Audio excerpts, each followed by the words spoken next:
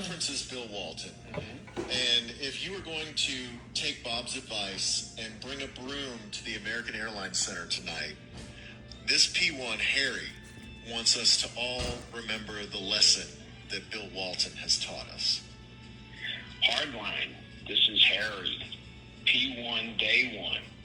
Hey, listen, with Bill Walton passing, it brings back a story that's haunted me for my entire life. So in 1977, I just finished my second year at East Carolina, and I was driving up to Philadelphia to see my uncle for the summer. And the very first day I got there was the finals game between the Sixers and the Portland Trailblazers, Game 2. And we went to the game. It was a very famous game because Mo Lucas and Darryl Dawkins got into a huge fight, something they don't allow anymore. But the Sixers went on with Dr. J and a ton of great players and won that game easily, and they were up 2-0. And as we left the Spectrum, I looked at my uncle and said, you know, I hope they lose one in Portland so we can win the trophy back here in Philadelphia. Well, as everybody knows, the next 4 games went to the Portland Trailblazers and Bill Walton. And ever since then, anytime I hear anybody getting cocky in a series like the Mavericks are in right now or the Stars are in right now, it literally makes me sick. In 2006, I was yelling at the radio, stop talking. We were up 2-0. We were dominating the Heat. Guess what happened? It haunts me.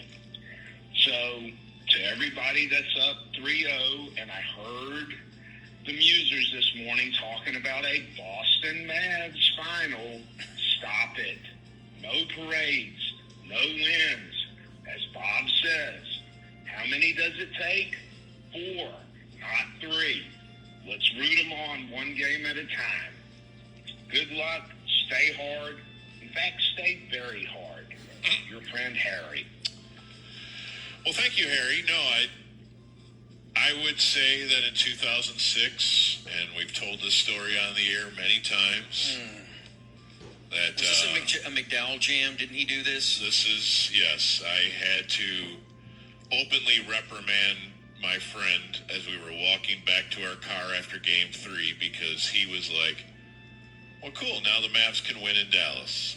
And I was quite upset with that view of giving a big fourth quarter lead back to the Heat and letting that series not go 3-0.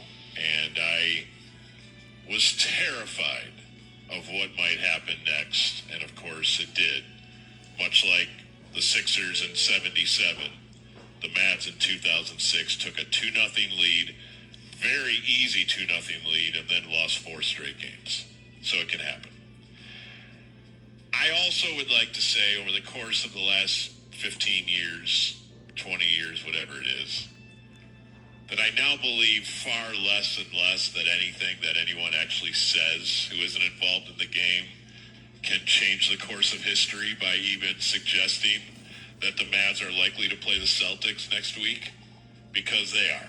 They're like, at this point, roughly a 99% chance the NBA Finals will be Dallas and Boston. They're not there yet, but the number of things that would have to happen in sequence for that to not happen is pretty remote.